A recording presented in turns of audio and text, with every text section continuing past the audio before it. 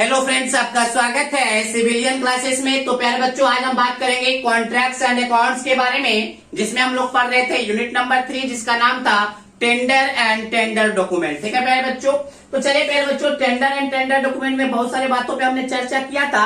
आज हम पढ़ेंगे some terms related to the tender document. Tender document से रिलेटेड कुछ स्टैंडर्ड टर्म्स के बारे में हम लोग पढ़ेंगे। ठीक है प्यारे बच्चों, और बहुत इंपॉर्टेंट है आपके सेमेस्टर पॉइंट ऑफ व्यू से। ठीक है ना। तो प्यारे बच्चों, सबसे पहला जो टर्म है वो आपका है कॉन्ट्रैक्ट कंडीशन। प्यारे बच्चों, कॉन्ट्रैक्ट कंडीशन क्या होता है? जब कोई टेंडर निकलता है प्यारे बच्चों, तो इसमें बहुत सारे कंडीशन होते हैं, उस कंडीशन में सारा कुछ लिखा हुआ होता है कि हमारा जो प्रोजेक्ट बनेगा इस स्पेसिफिकेशन के अनुसार बनेगा, इसका डिजाइन ये है, इसका ड्राइंग ये है, इसमें आपको इतना सिक्योरिटी मनी लगेगा, आपको इतना दिन में खत्म कर देना है, इसमें इतना लेबर चाहिए, क्वालिफाइड लेबर चाहिए, इतने इक्विपमेंट चाहिए। तो बहुत सारे कंडीशन इसमें लिखा हुआ रहता है। अब ये बताए प्यारे बच्चों, कॉन्ट्रैक्ट कंडीशन का क्या मतलब है? प्यारे बच्चों, कॉन्ट्रैक्ट कंडीशन का मतलब ये है, ये लिखा हुआ कंडीशन होता है। इसका मतलब ये होता है कि ऑनर एंड कॉन्ट्रैक्टर के बीच में लड़ाई नहीं हो। जब वो काम कोई गलत करेगा तो दिखाएगा, देखो बाबू, मेरा पहला नंबर कंडीशन ये था, दूसरा ये था, चौथा ये था, पांचवा ये था, ये सब सारे का। तो इसी सारे कंडीशन के अनुसार कॉन्ट्रैक्टर को काम करना। अगर इस कॉन्ट्रैक्ट के अनुसार, इस कंडीशन के अनुसार अगर काम नहीं करेगा कॉन्ट्रैक्टर, तो उसको पेनाल्टी देना पड़ता है। क्या देना पड़ता है? पेनाल्टी, जुर्माना देना पड़ता है। ठीक है प्यारे बच्चों, तो कॉन्ट्रैक्ट कंडीशन ये बताता है प्यारे बच्चों कि कॉन्ट्रैक्टर एंड ऑनर के बीच में रिलेशन अच्छा रहे। प्यारे बच्चों, रिलेशन अच्छा रहने के कारण, मतलब अच्छा रहने, इसके लिए कंडीशन बना दिया जाता है कि ये अगर कंडीशन नहीं होगा प्यारे बच्चों, लिखित कंडीशन नहीं होगा कॉन्ट्रैक्ट का, तो कॉन्ट्रैक्टर अगर अपने मन से सही भी काम करेगा तो ऑनर जो होगा ना, वो बोलेगा नहीं, इस प्रकार से काम नहीं करना था। तो अगर लिखित कंडीशन होगा तो कॉन्ट्रैक्टर भी उसी लिखित कंडीशन के अनुसार काम करेगा, ताकि दोनों के बीच में बढ़िया सा रिलेशन बना रहे और दोनों के बीच में डिस्प्यूट ना हो। डिस्प्यूट करने का मतलब क्या है? लड़ाई ना हो। बात समझ में आया? तो चलिए प्यारे बच्चों, हम कॉन्ट्रैक्ट कंडीशन के बारे में देखते हैं। तो contract condition set out the principal legal relationship between the both party, department and contractor to a construction project. देखिए प्यारे बच्चों, हमने क्या बोला? कॉन्ट्रैक्ट कंडीशन जो होता है ना, एक रिलेशन सेट आउट करता है, मतलब कॉन्ट्रैक्टर एंड डिपार्टमेंट के बीच में एक रिलेशन सेट करता है, ताकि अच्छे से कंस्ट्रक्शन प्रोजेक्ट के काम को हो सके। बात समझ में आया? These are the general terms and condition of contract. प्यारे बच्चों, जितने भी कॉन्ट्रैक्ट में कंडीशन होते हैं वो general terms and general condition होते हैं, जो कि mainly related to the execution of project work. और जितने भी कंडीशन होते हैं वो मेनली जो रिलेट होता है वो एग्जीक्यूशन ऑफ प्रोजेक्ट वर्क, मतलब वो कोई प्रोजेक्ट है, उसमें जो काम होगा किस तरीके से एग्जीक्यूट होगा, उसके बारे में सारा कंडीशन लिखा हुआ रहता है। ठीक है ना। The main object of contract condition is no arise dispute between the department and contractor. प्यारे बच्चों, इस कॉन्ट्रैक्ट कंडीशन का जो मेन ऑब्जेक्टिव है, मेन एम है कि डिपार्टमेंट एंड कॉन्ट्रैक्टर के बीच में किसी भी तरह का डिस्प्यूट, मतलब लड़ाई ना हो। बात समझ में आ गया प्यारे बच्चों? लाइन कट गया है तो थोड़ा सा अंधेरा लग रहा होगा। ठीक है ना। The condition specify mainly the following clauses. प्यारे बच्चों, कौन कौन सा कंडीशन होता है वो हम देख लेते हैं। मेनली कॉन्ट्रैक्ट कंडीशन में लिखा हुआ रहता है सिक्योरिटी मनी कितना जमा करना है, कॉम्पनसेशन ऑफ डिले, अगर काम में देरी करता है तो उसको कॉम्पनसेट कैसे करेंगे, एक्सटेंशन ऑफ टाइम, अगर काम डिले हो गया है तो उसको कितना टाइम का एक्सटेंशन मिलेगा, 1 महीना, 2 महीना, है ना।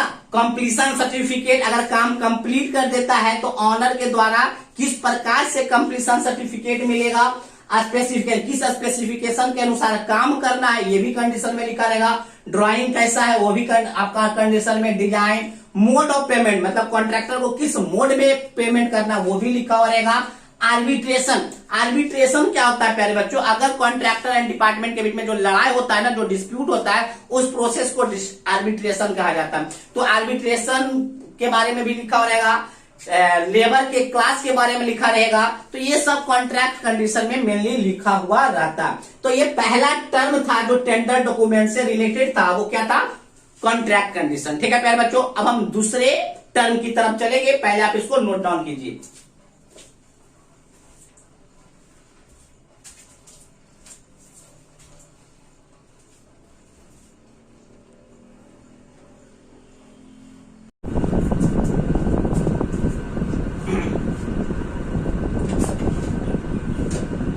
तो दूसरा टर्म है प्यारे बच्चों टाइम लिमिट। टाइम लिमिट क्या होता है प्यारे बच्चों कि इस टाइम तक हम इस प्रोजेक्ट को कंप्लीट कर देंगे, है ना। तो हम टाइम लिमिट को डेड लाइन भी कह सकते हैं, टाइम का डेड लाइन, है ना। इस डेड लाइन में आपका इस प्रोजेक्ट को हम खत्म कर देंगे, वो आपका टाइम लिमिट का रहेगा। किसी भी सक्सेसफुल प्रोजेक्ट को प्यारे बच्चों कंप्लीट तभी कहा जाता है जब वो टाइम पे खत्म हो। प्यारे बच्चों बात समझ में आया? बात समझ में आया? अगर कोई प्रोजेक्ट तभी सक्सेसफुल कहलाएगा जब वो टाइम पे खत्म होगा, है ना। मान लीजिए 2 साल का जो प्रोजेक्ट है वो अगर 8 साल लगेगा तो वो सक्सेसफुल प्रोजेक्ट नहीं कहलाता है प्यारे बच्चों। तो प्यारे जो टाइम का जो मैनेजमेंट करना होता है, कितने दिन में कितना प्रोजेक्ट कंप्लीट हो जाएगा, ये मैनेजमेंट जो होता है ना गुड मैनेजमेंट के हाथ में होता है। मतलब अच्छा स्किल होता है जो मैनेजमेंट के हाथ में वही कर पाता है, ठीक है प्यारे बच्चों। अब देखिए हम इसको पढ़ते हैं, ठीक है ना, टाइम लिमिट के बारे में। ए टाइम लिमिट और dead line is a narrow field of time. प्यारे बच्चों टाइम लिमिट या इसी को डेड लाइन भी कह सकते हैं। टाइम लिमिट या डेड लाइन जो है ना, टाइम का वह नैरो फील्ड है या वह पार्टिकुलर पॉइंट है टाइम का जिसके अंदर किसी भी प्रोजेक्ट को मस्टली कंप्लीट करना पड़ता है, ठीक है ना। Time management is essential for any successful project. प्यारे बच्चों हमने क्या बोला, टाइम मैनेजमेंट बहुत ही इंपॉर्टेंट है किसी भी सक्सेसफुल प्रोजेक्ट को करने के लिए, ना। Accurate time estimation is a skill essential for good project management. प्यारे बच्चों एक्यूरेट टाइम का जो एस्टिमेशन करना होता है बहुत ही अच्छा स्किल होता है किसी भी अच्छे प्रोजेक्ट मैनेजमेंट के लिए, ठीक है ना। इन contract the period of completion satisfy following method. प्यारे बच्चों किसी भी प्रोजेक्ट में, खासकर कंस्ट्रक्शन प्रोजेक्ट में जो कॉन्ट्रैक्ट का पीरियड होता है वो 3 मेथड से निकाला जाता है या 3 मेथड से बताया जाता है। On a given date, that means प्यारे बच्चों इस प्रकार से लिख देता है 24/12/2022। तो ये गिवन डेट दे दिया गया, इसी डेट पे आपके कंप्लीट कर दिया जाएगा। तो गिवन डेट के आधार पे आपका कॉन्ट्रैक्ट पीरियड दिया जाता है या टाइम लिमिट दिया जाता है, या number of calendar month, number of calendar month के हिसाब से क्या होता है जो कहा जाता है सिंपल 4 मंथ लगेगा इस प्रोजेक्ट का। तो वो 4 मंथ भी क्या हो गया, टाइम लिमिट हो गया। या नंबर ऑफ वर्किंग डे। प्यारे बच्चों आपको पता है प्यारे बच्चों कभी कभी ऐसा होता है कि 1 महीना में 10 दिन ही काम होता है। मान लीजिए किसी कारणवश लॉकडाउन आ गया या किसी कारणवश महीना में मात्र 10 दिन, मतलब तो ये क्या करता है ना, कॉन्ट्रैक्टर क्या करता है, नंबर ऑफ वर्किंग डे लिख देता है कि हम जितना दिन, मान लीजिए कम से कम हम 15 दिन काम करेंगे तो वो कंप्लीट हो जाएगा। बल्कि वो 15 दिन करने मतलब 1 महीना में जैसे 15 दिन काम करना, 15 दिन में नहीं बोला, 15 दिन अगर हम काम करेंगे तो प्रोजेक्ट को हम कंप्लीट कर देंगे। इसका मतलब अगर हम वर्किंग डे अगर हम 15 दिन किए हैं तो हम कंप्लीट कर देंगे प्रोजेक्ट को। तो 3 मेथड के आधार पे कॉन्ट्रैक्ट पीरियड को बताया जाता है, गिवन डेट के आधार पे, कैलेंडर मंथ के आधार पे या नंबर ऑफ वर्किंग डे के आधार पे, ठीक है ना। Next, time allot for completion of work और project include rainy season also. प्यारे बच्चों किसी भी प्रोजेक्ट का जो टाइम पीरियड होता है उसमें रेनी सीजन को भी इंक्लूड किया जाता है। ऐसा नहीं है प्यारे बच्चों कि रेनी सीजन को इंक्लूड नहीं किया जाता, क्योंकि प्यारे बच्चों रेनी सीजन में भी जो अंदर वाला जो होता है वो काम होते ही रहता है, इसलिए रेनी सीजन को भी इंक्लूड किया जाता है टाइम पीरियड में। If the work given to the contractor is not completed or the progress of work is not proportion to the time passed, then contractor is liable for penalty of an amount of 1%। देखिए मेरे बच्चों क्या बोला, if the work given to the contractor, जो काम contractor को दिया गया है वो कंप्लीट नहीं किया है या कंप्लीट नहीं किया है गिवन टाइम में, या वर्क का जो प्रोग्रेस है ना वो प्रोपोर्शन नहीं है। प्रोपोर्शन कहने का मतलब है किसी काम को हम अगर 1 महीने में दिए हैं, अगर हम किसी काम को 1 महीने में दिए हैं और 25% काम तो उसको कितना दिन में कर देना चाहिए, लगभग 7 से 8 दिन में कर देना चाहिए।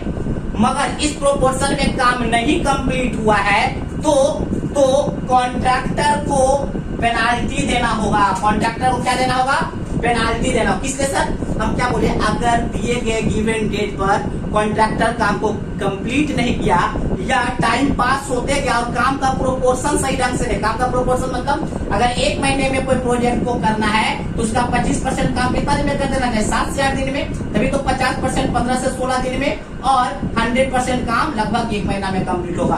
तो अगर प्रोपोर्शन में भी कंप्लीट नहीं कर रहा है तो कॉन्ट्रैक्टर को कुछ पेनाल्टी देना होगा।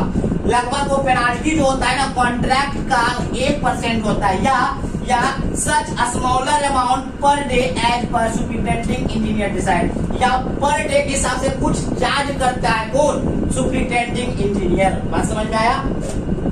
देखिए next, delay in the completion of work में be caused by the owner और बाय द कॉन्ट्रैक्टर। यार बच्चों जो कंप्लीट मतलब जो वर्क जो आपका है प्रोजेक्ट जो है ना वो डिले हो रहा है, तो ऑनर के द्वारा भी हो सकता है और कॉन्ट्रैक्टर के द्वारा भी हो सकता है। ऑनर जो है ना वो माल मतलब मटेरियल सही से प्रोवाइड नहीं कर रहा है, इसलिए भी हो सकता है। तो following are the example to delay take place. तो बहुत सारे रीजंस है कॉन्ट्रैक्ट को डिले होने का। पहला बैड वेदर कंडीशन, अगर आपका मौसम क्या है बहुत खराब है तो भी आपका प्रोजेक्ट क्या हो सकता है, डिले हो सकता है। डिस्प्यूट विथ लोकल अथॉरिटी, फिर जो मतलब कॉन्ट्रैक्टर का डिस्प्यूट हो क्या है लोकल अथॉरिटी। लोकल अथॉरिटी का मतलब है जूनियर इंजीनियर फिर बच्चों एक्स्ट्रा पैसा मांगने लगा तो लोकल अथॉरिटी क्या करेगा, उससे लड़ाई करेगा। अगर डिस्प्यूट हो गया तो भी आपका डिले हो जाएगा काम।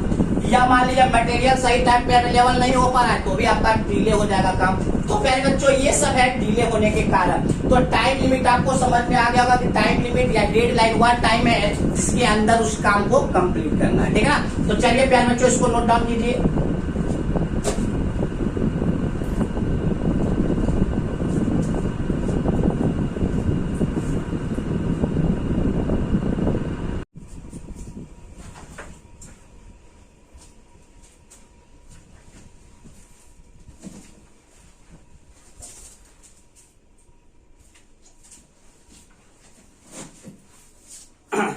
तो तीसरा टर्म है प्यारे बच्चों टाइम एक्सटेंशन। कभी कभी क्या होता है प्यारे बच्चों कि दिए गए टाइम लिमिट पे अगर टाइम नहीं मतलब प्रोजेक्ट कंप्लीट नहीं हो पाता है तो कॉन्ट्रैक्टर क्या करता है, एप्लीकेशन लिखता है एग्जीक्यूटिव इंजीनियर को कि सर हमारा प्रोजेक्ट जो है ना वो कंप्लीट नहीं हो पा रहा है इस टाइम लिमिट पर। तो उसका रीजन भी लिखेगा, एक प्रॉपर रीजन भी लिखेगा कि क्यों नहीं कंप्लीट हो रहा है। और इस पूरे एप्लीकेशन को आप रीजन के साथ कॉन्ट्रैक्टर कहां जब सबमिट करेगा, एग्जीक्यूटिव इंजीनियर को सबमिट करेगा। अब वो जो एग्जीक्यूटिव इंजीनियर होगा वो देखेगा और उसके जो रीजन लिखा है ना कंप्लीट नहीं होने का, उस रीजन को बढ़िया से क्या करेगा, स्टडी करेगा। अगर उसका रीजन सही होगा, अगर उसका रीजन सही है तो उसको ग्रांट कर दिया जाएगा टाइम एक्सटेंशन का, मतलब कुछ टाइम एक्स्ट्रा दे दिया जाएगा कॉन्ट्रैक्टर को बिना पेनाल्टी का कि जाओ तुम इस टाइम में कंप्लीट करो। अगर उसका दिया गया जो रीजन होगा कि काम क्यों नहीं कंप्लीट हो रहा है, अगर उसका रीजन सही नहीं होगा तो एग्जीक्यूटिव इंजीनियर को यह अधिकार होता है कि कॉन्ट्रैक्टर को क्या लगा देगा, पेनाल्टी लगा देगा, ठीक है ना। पेनाल्टी प्यारे बच्चों 10% से ज्यादा नहीं लगता है, ठीक है ना। तो चलिए पहले हाँ, अगर रीजन सही होगा तो क्या करेगा, टाइम को एक्सटेंड कर देगा, ठीक है ना। तो देखिए पहले बच्चों टाइम एक्सटेंशन में हमने क्या लिखा, फॉर ए टाइम एक्सटेंशन के लिए, टाइम को बढ़ाने के लिए contractor has to submit an application. Contractor को एप्लीकेशन सबमिट करना पड़ता है किसके पास, एग्जीक्यूटिव इंजीनियर के पास, giving all the particulars and reason for delay. मतलब कितना काम नहीं हुआ सारे पार्टिकुलर्स के साथ और रीजन मतलब डिले का क्या रीजन है उसके साथ क्या करना, एप्लीकेशन को सबमिट करना है before 1 week of expiry of time limit. जो टाइम लिमिट दिया हुआ था उस टाइम लिमिट के एक सप्ताह पहले आपको बता देना है कि हम प्रोजेक्ट नहीं कंप्लीट कर पा रहे हैं, ठीक है ना। The executive engineer consider the request. अब क्या करेगा, जो एग्जीक्यूटिव इंजीनियर होगा जो वो रिक्वेस्ट दिया है, जो एप्लीकेशन दिया है उसको कंसीडर करेगा एंड वेरीफाई करेगा उस रीजन का, जो गिवन रीजन दिया गया है ना कॉन्ट्रैक्टर के द्वारा डिले का, देर होने का, उस रीजन को वेरीफाई करेगा and may grant on extension on reasonable grounds. और अगर उसका रीजन सही लगा तो एग्जीक्यूटिव इंजीनियर ग्रांट कर देगा टाइम का एक्सटेंशन का on reasonable grounds. Reasonable grounds का मतलब है प्यारे बच्चों, रीजनेबल ग्राउंड्स का मतलब है कि जितना काम बाकी है उसके अनुसार क्या करेगा, टाइम को बढ़ा देगा। तो ये था प्यारे बच्चों टाइम एक्सटेंशन। अब हम देखेंगे पेनाल्टी। क्या देखेंगे, पेनाल्टी जो है ना कॉन्ट्रैक्टर के द्वारा दिया जाता है ऑनर को। क्यों दिया जाता है, ताकि वो काम जो है ना कंप्लीट सही टाइम पे नहीं किया, मतलब दिए गए टाइम लिमिट पे नहीं किया है या दिए गए स्पेसिफिकेशन पे नहीं किया है, ठीक है ना। तो उसको पेनाल्टी देना होगा कॉन्ट्रैक्टर को, देना होगा किसको, ऑनर के पास देना होगा, ठीक है ना, डिपार्टमेंट के पास देना होगा, ठीक है ना।